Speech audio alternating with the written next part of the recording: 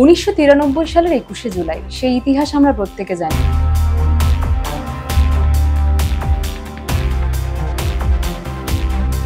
যে পরিমাণ মানুষ সেখানে আসে একটা জনসমুদ্রে রূপান্তরিত হয় এবং ভারতবর্ষে শহীদ দিবস পালন করার যে দৃষ্টান্ত, সেটা এর থেকে বড় দৃষ্টান্ত কিন্তু আর নেই। 21শে জুলাইয়ের যে শহীদ স্মরণ সভা, এটা নিছক একটি রাজনৈতিক সভা নয়।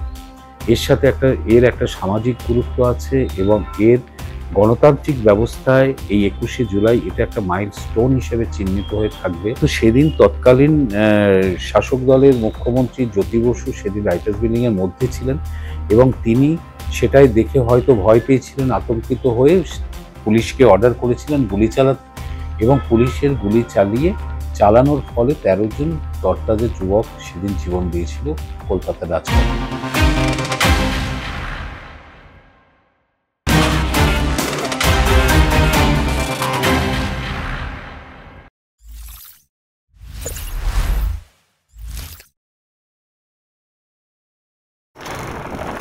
1993 সালের 21শে জুলাই, সেই ইতিহাস আমরা প্রত্যেকে জানি। সচিত্র ভোটার আইডেন্টিফিকেশন কার্ডের জন্য যে লড়াইটা, যে আন্দোলনটা শুরু করেছিলেন আজকের আমাদের নেত্রী মুখ্যমন্ত্রী মমতা বন্দ্যোপাধ্যায়, সেই দিন যুব কংগ্রেসের নেত্রী হিসাবে সেখানে কিন্তু 13 জন শহীদের প্রাণ গেছিল। আজকে আমরা দেখতে পাচ্ছি যে বিরোধীর তরফ থেকে এই জিনিসটা বলা হচ্ছে যে কেন রাস্তাঘাটের মাঝখানে এরকম একটা বড় সভা আয়োজন করছে সরকার। আজকে তারা ভুলিয়ে দেওয়ার চেষ্টা করছে সেই 13 জনকে। শুনেছিলাম সংখ্যাটা নাকি 13 নয়, বাস্তবে 14, একজনকে নাকি খুঁজে পাওয়া যায়নি। তার পাশাপাশি 200 থেকেও বেশি লোকজন আহত হয়েছিল ওখানে। আজকে মহামান্য সুপ্রিম কোর্ট আমাদের তরফে এই কথা বাস্তবে বলেছেন যে না, সভা সেখানে হবে, কিন্তু তার পাশাপাশি এরকম কিছু কথাও বলেছেন যে এই সভা আর কতদিন, সেই রাস্তা দখল করে রাস্তার মাঝখানে যানজট সৃষ্টি করে এই জিনিসটা ক্রমাগত আর কতদিন ধরে চলবে, এই বিষয়ে আপনি কিছু বলুন। দেখুন, 21শে জুলাই যে শহীদ দিবস আমরা পালন করি, 1993 সালের পর থেকে মমতা বন্দ্যোপাধ্যায়ের নেতৃত্বে যে পালন করি, সেটা যে পরিমাণ মানুষ সেখানে আসে একটা জনসমুদ্রে রূপান্তরিত হয় এবং ভারতবর্ষে শহীদ দিবস পালন করার যে দৃষ্টান্ত, সেটা এর থেকে বড় দৃষ্টান্ত কিন্তু আর নেই। এবং এই 21শে জুলাই যখন এই শহীদ দিবস পালন হয়, কলকাতার মানুষ, বাংলার মানুষ অনেকটা মানসিক প্রস্তুতি নিয়ে নেন যে 21শে জুলাই প্রচুর মানুষ আসবে এবং তারা কিছুটা কষ্ট কেউ স্বীকারও করেন, মানে সহ্য করে নেন।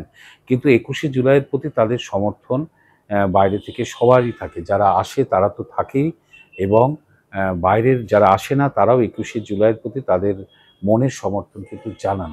তার কারণ হচ্ছে 21শে জুলাইয়ের যে শহীদ স্মরণ সভা, এটা নিছক একটি রাজনৈতিক সভা নয়। এর সাথে এর একটা সামাজিক গুরুত্ব আছে এবং এর গণতান্ত্রিক ব্যবস্থায় এই 21শে জুলাই এটা একটা মাইলস্টোন হিসেবে চিহ্নিত হয়ে থাকবে। তার কারণ 1993 সালে মমতা বন্দ্যোপাধ্যায়ের নেতৃত্বে মহাকরণের চারপাশে যে লাখো লাখো মানুষ জড়ো হয়েছিল, একটি গণ আন্দোলনে সামিল হয়েছিল, তার মূল দাবি ছিল no identity card, no vote. অর্থাৎ সেদিন মমতা বন্দ্যোপাধ্যায় বুঝেছিলেন যে প্রতিটা নির্বাচনের সময় কিছু জাল ভোট, ভুয়ো ভোট এইভাবে দিয়ে একটা শাসক দল জিতে যাচ্ছে। অর্থাৎ এটাকে আটকাতে হলে প্রত্যেকটা ভোটারের একটা সচিত্র পরিচয়পত্র দরকার, একটা আইডেন্টিটি কার্ড দরকার। সেই নিয়ে আন্দোলন সংগঠিত হয়েছিল এবং তখন রাইটার্স বিল্ডিং এর মধ্যে রাজ্য নির্বাচন কমিশনের অফিস ছিল। কিন্তু সেদিন তৎকালীন শাসক দলের মুখ্যমন্ত্রী জ্যোতি বসু সেদিন রাইটার্স বিল্ডিং এর মধ্যে ছিলেন এবং তিনি সেটাই দেখে হয়তো ভয় পেয়েছিলেন, আতঙ্কিত হয়ে পুলিশকে অর্ডার করেছিলেন গুলি চালাতে এবং পুলিশের গুলি চালানোর ফলে 13 জন তরতাজা যুবক সেদিন জীবন দিয়েছিল কলকাতার রাজপথে। তার পরবর্তীকালে যেটা হয়েছিল সেটা হচ্ছে ভারতের নির্বাচন কমিশন প্রতিটি ভোটারের হাতে সচিত্র পরিচয়পত্র তুলে দিয়েছে। তার মানে 13টা যুবকের রক্ত দেওয়া, জীবন দেওয়া এটা কখনো ব্যর্থ হয়নি। ফলে এটা গণতান্ত্রিক ব্যবস্থায় কিন্তু একটা বড় পাওনা ভারতবাসীর মানুষের কাছে, সচিত্র পরিচয়পত্র।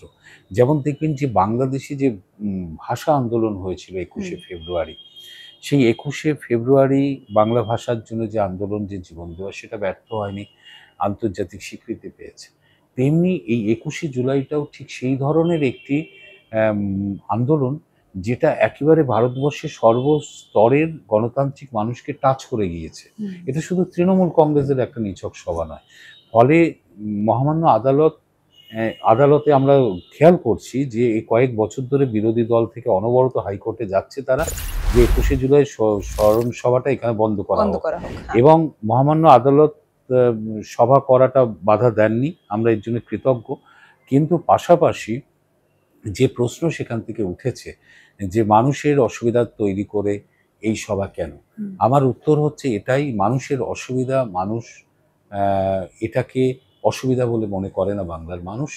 তার কারণ হচ্ছে বাংলার মানুষের ঐতিহাসিক যে তাৎপর্য সেটা অনুধাবন বাংলার মানুষ করেছে, এবং বহু মানুষেরই আজকে মানসিক একটা প্রস্তুতি থাকে যে ২১শে জুলাই একটা বড় জনসভা হবে, আমার কিছুটা কষ্ট হলেও আমি সেটা মেনে নেব।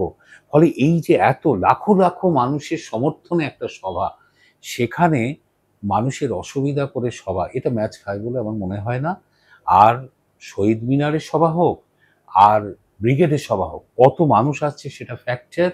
সেখানে যদি মানুষের ঢল নেমে যায়, তাহলে যেখানেই সভা হোক পুলিশকে কিছু রাস্তায় রেস্ট্রিকশন করতেই হবে, যান চলাচলকে কিছু কিছু রেস্ট্রিকশন বা কিছু কিছু রাস্তায় কোনো মুখী করতেই হবে। ফলে ওটা দিয়ে কিন্তু ২১শে জুলাইকে বন্ধ করা যায় না। ফলে ২১শে জুলাই যেমন হচ্ছে সেমনভাবেই ২১শে জুলাই হবে। একদম, যে কথাটা দাদা বললেন যে মানুষের আবেগ এবং ভালোবাসা কিন্তু রেস্ট্রিক্ট সত্যি করা যায় না, এবং তাই জন্যে ২১শে জুলাই যেইভাবে চলে এসছে সেইভাবে আগামী দিনেও আমরা দেখতে পারবো। অনেক ধন্যবাদ দাদা।